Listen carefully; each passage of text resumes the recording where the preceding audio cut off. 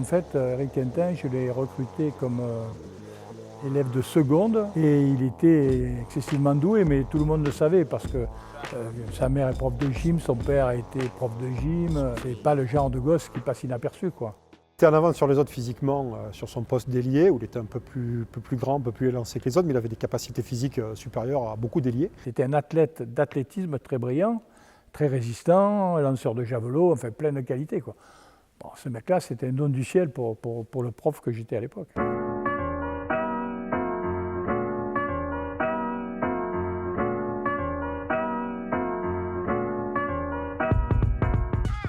C'est vrai qu'il avait des qualités hors normes dans ce sens que, à la fois physique et intellectuelle du handball, c'est-à-dire quelqu'un qui avait une vision du jeu hors norme. C'est quelqu'un qui avait une très grande intelligence de jeu. Et puis c'était un joueur qui était très élégant à avoir joué.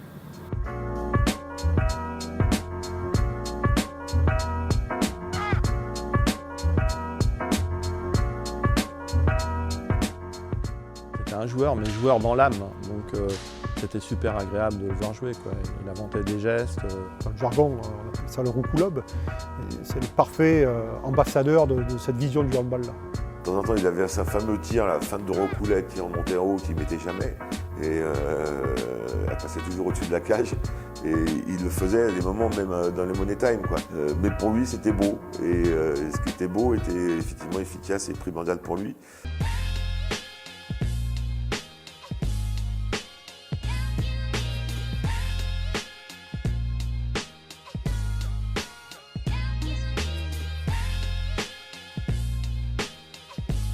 Loin de moi l'idée de vous dire que mon objectif c'était de faire un handball spectaculaire.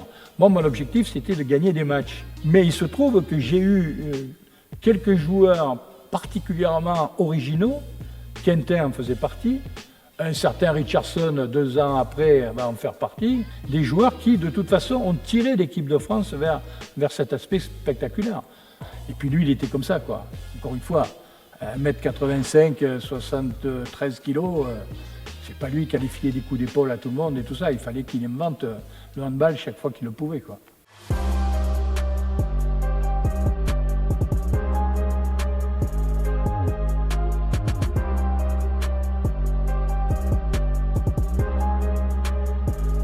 Quentin, il était barjot, certes, mais il était capable à certains moments de faire respecter les règles, même à des joueurs plus âgés que lui ou ayant peut-être parfois dans l'équipe des rôles plus importants que le sien, mais voilà, c'était un leader.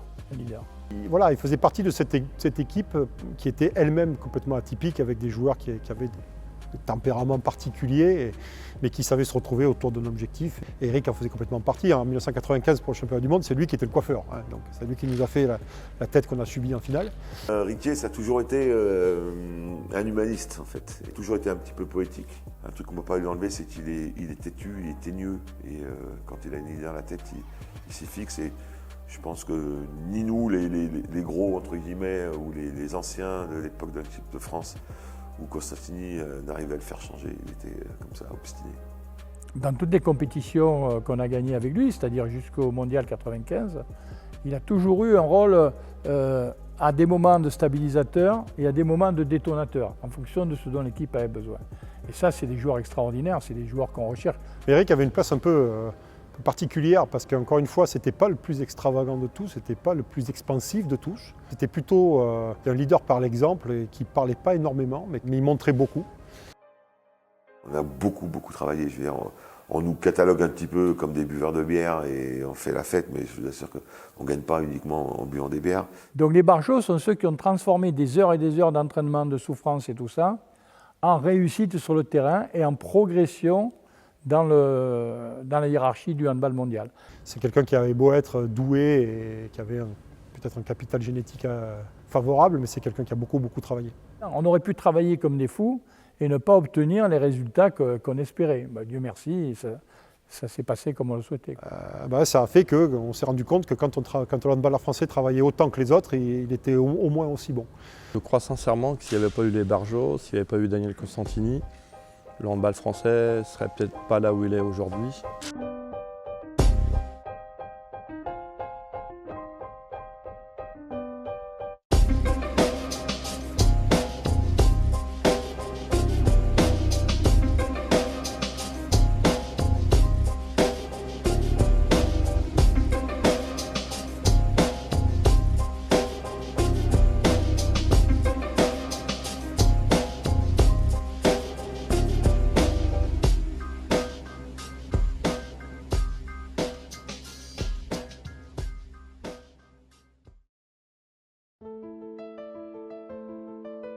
Daniel a toujours aimé beaucoup Eric en tant que joueur, c'était un relais aussi à lui fort et il y avait une espèce de filiation, il y a une espèce de filiation handballistique entre Daniel et Eric, ça c'est incontestable. Ils étaient chez nous, on les voyait à l'époque comme l'aristocratie entre guillemets du handball provençal.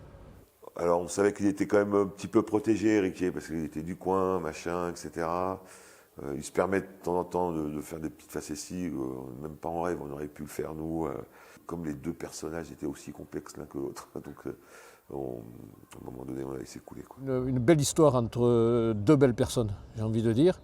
Eric, dans sa façon de coacher, a pris beaucoup de Daniel, comme il prend d'ailleurs de Claude. Il ne s'est jamais simplement complu dans un rôle de consommateur du handball, comme peuvent l'être les athlètes de haut niveau. Je joue, je gagne, je touche, et après, le jour où je ne joue plus, bon, ben, lui, il a toujours, je pense, eu cette ambition de transmettre. Donc. Jamais, moi, j'ai eu l'impression qu'il voulait entraîner une équipe pro ou se lancer dans ce milieu-là. Parce que ce milieu-là, autant il en a pris certains bénéfices, autant je pense que celui-là le gonflait un peu aussi. Et c'est quelqu'un qui est beaucoup dans le partage, dans la transmission. Il a créé le handball. Eric, ça a toujours été un leader, toujours été un meneur. C'est quelqu'un qui réussissait à agréger autour de lui. C'était assez naturel de voir ce joueur-là se transformer petit à petit en entraîneur. Et je pense que déjà joueur, j'étais meneur de jeu quand j'étais jeune. J'ai glissé à l'aile quand mes compétences de demi-centre étaient trop limitées par rapport au jeu. J'ai eu la chance d'être accompagné et formé par Daniel Costantini, qui m'a laissé une liberté totale dans ma façon d'être sur le terrain, tout en m'amenant ses orientations. Donc j'ai été bien nourri, quoi. J'ai beaucoup reçu. On n'est pas forcément bon coach parce qu'on était bon joueur, l'inverse non plus d'ailleurs.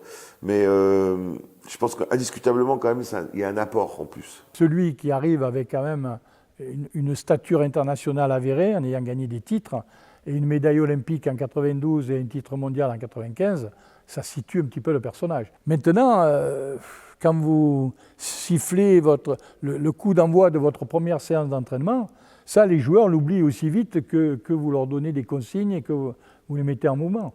Donc ça facilite peut-être un peu les choses au départ, mais ce n'est pas une panacée pour être sûr de réussir dans cet exercice, quoi.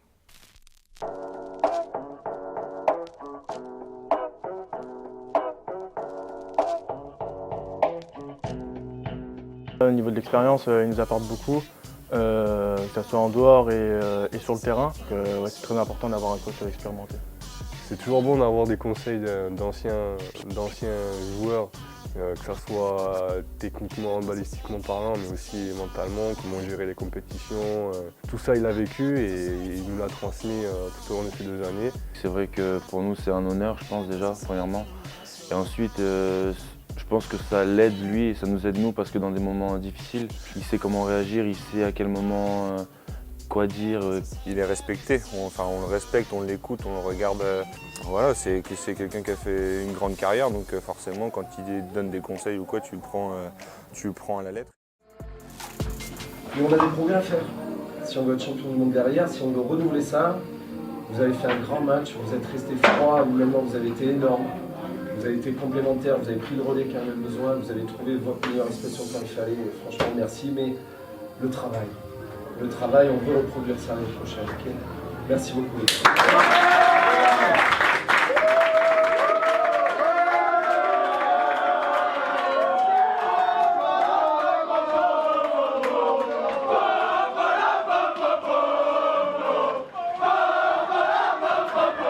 C'était 2 superbes années avec lui.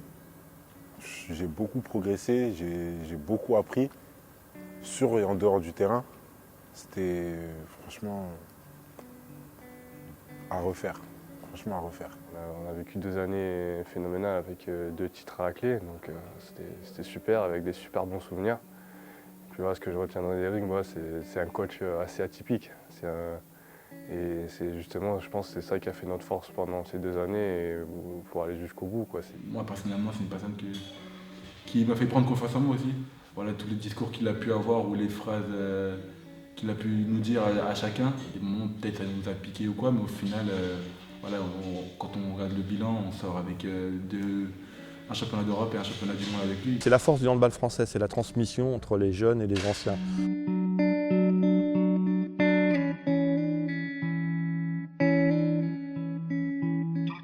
le remercier pour tout ce qu'il a fait pour l'équipe et pour moi aussi, où il m'a fait confiance en me mettant capitaine dès le début du premier Tibi. Pour moi, c'est un homme qui est très sincère et qui dit les choses et qui n'est pas là pour te dire des choses, pour te faire plaisir ou quoi que ce soit. Je t'explique des choses, tu fous la gueule. T'as un mec extérieur, tu vas pas faire des jeux, tu vas faire ce que tu sais faire, ce qu'on aime chez toi. Tu arrêtes de faire la gueule. Il est un peu strict, mais bon, je pense que ça fait un peu de sa personnalité. C'est comme ça qu'aussi qu'on progresse quand on s'entraîne avec lui. Moi, j'aimais beaucoup. Moi, j'aimais beaucoup quand il passait d'être très calme à d'un coup il pète un câble et tout le monde se tait. Ça c'était marrant.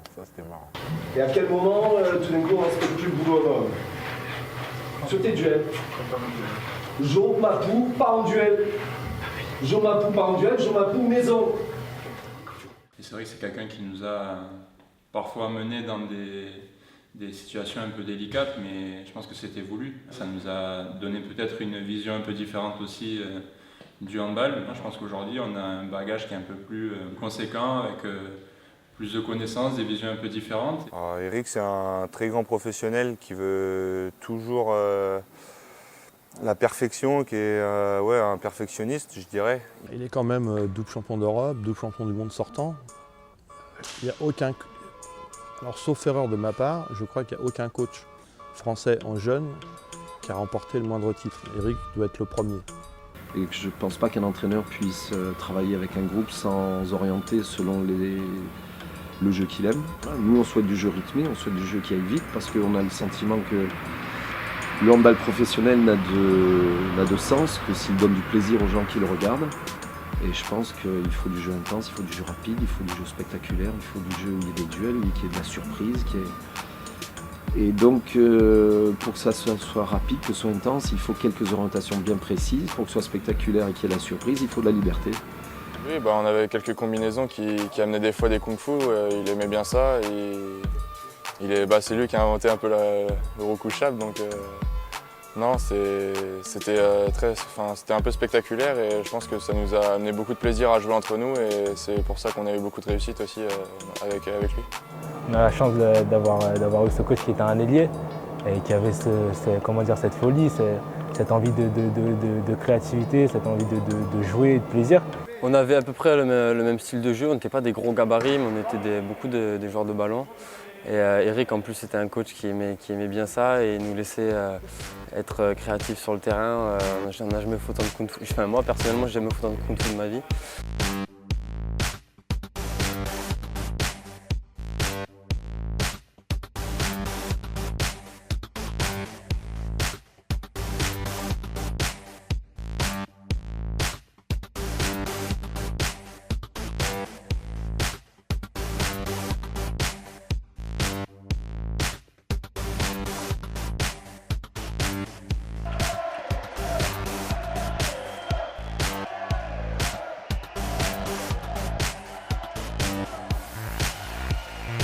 Et ça va jouer un coup de fou. Magnifique, c'est fait gagner. Il nous laissait beaucoup de liberté en fait sur le poste d'ailier. Après, il fallait pas en abuser quand même. Lui, il a réussi à faire en sorte que ses joueurs jouent un handball attractif, celui qu'il a dans la tête, tout en étant efficace. Et quand vous sortez d'une compétition comme ça, avec un titre ou une deuxième place ou une troisième place, et que vous vous êtes fait plaisir, en plus en jouant, pour l'avenir de l'athlète, c'est absolument extraordinaire. C'est encore une fois cette capacité à fédérer un groupe, à l'animer, à l'amener vers ses objectifs et à laisser les joueurs s'exprimer de la meilleure façon. Comme cette génération-là a pu donner aussi la pleine mesure de son talent parce qu'il y avait quelqu'un comme Eric à sa tête. Là, qu'il ait cette philosophie-là, je crois que c'est bien parce que moi je reste persuadé aussi qu'à partir du moment où on n'a pas de plaisir, on loupe quelque chose, quoi.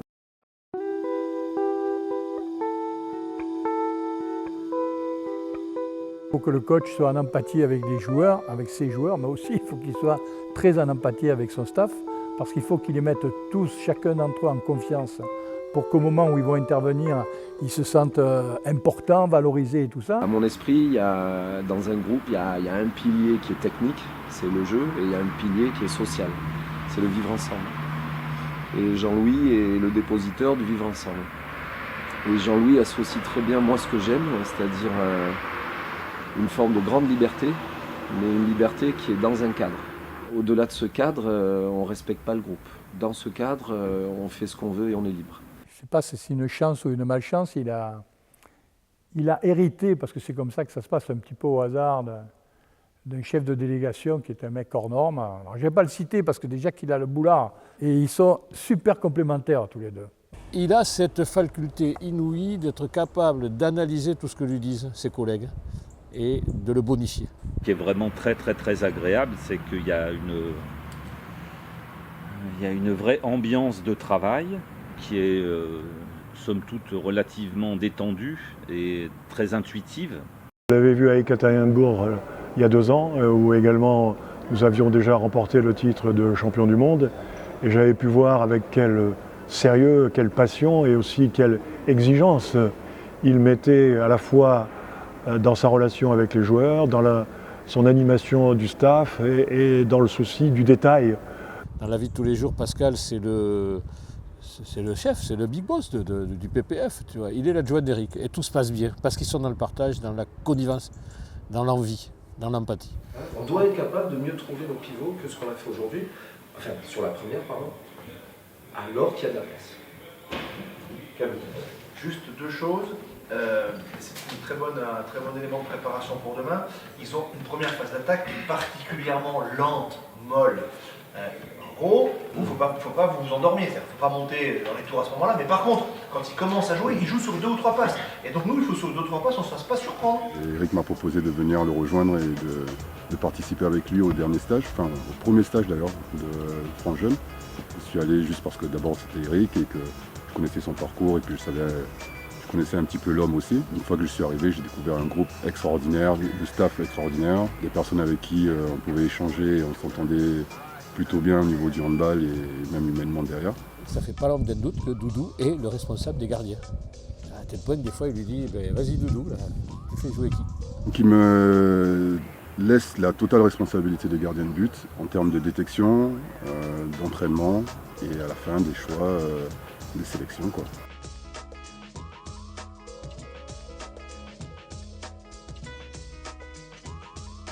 Dans tous ces apprentissages modernes qui partent un peu dans tous les sens, lui, il n'oublie pas d'où il vient, il n'oublie pas ce qu'il a appris, et voilà. Et par contre, il met ça à une sauce moderne. Donc oui, pour terminer, il a un staff qui est à son image, efficace. Le staff, il est magnifique, c'est super bon délire. On a des punitions par chef de délégation, Jean-Luc Guichard, quand on va faire des pots, des trucs comme ça. C'est vraiment une bonne ambiance, et dès qu'ils voient qu'on n'est pas bien, ils n'hésitent pas à venir nous parler ou quoi. Donc, le staff est vraiment top. C'était déjà un staff énorme en quantité et en qualité, je trouve. Chacun avait un rôle bien précis et franchement, je pense que pendant les 2 ans, toute l'équipe a reçu des conseils précis de la part de vraiment n'importe qui. Ça nous a vraiment beaucoup aidé individuellement. Il y a beaucoup de choses pour lesquelles je me sers encore aujourd'hui et qui m'ont aidé à évoluer. C'est vrai qu'il y avait une bonne ambiance et franchement, handballistiquement parlant, ils sont très forts. Et ils ont de l'expérience, un palmarès qui déjà pousse à leur faire confiance. Je suis moins certain depuis que je suis entraîneur que quand un joueur s'adresse à l'entraîneur, il rend service à l'entraîneur. Il rend service donc au retour vers le groupe et il rend service aux joueurs. Je pensais que c'était bien d'avoir un échange avec Eric et j'ai vite senti que on me poussait un peu à y aller. donc j'y suis allé et Eric c'est quelqu'un qui est à l'écoute et même s'il a ce tempérament et cette volonté d'avoir confiance en ce qu'il fait, je pense qu'il était aussi à l'écoute justement de ses joueurs et j'avais pas mal échangé calmement avec lui. Alors je ne sais pas si ça a changé beaucoup de choses, mais le fait de se dire les choses, ça a donné peut-être encore plus de confiance et on a avancé dans la sérénité. Leur donner la capacité de l'intérieur faire part de leurs sensations et donner à leurs sensations le pouvoir de décision, Ça me semble être le chemin vers lequel nous souhaitons aller. Et moi, ce que je leur dis, c'est OK, c'est évident qu'il n'y a pas qu'une vérité. Ce qui est intéressant, c'est que la seule vérité, c'est celle que vous choisissez avec détermination.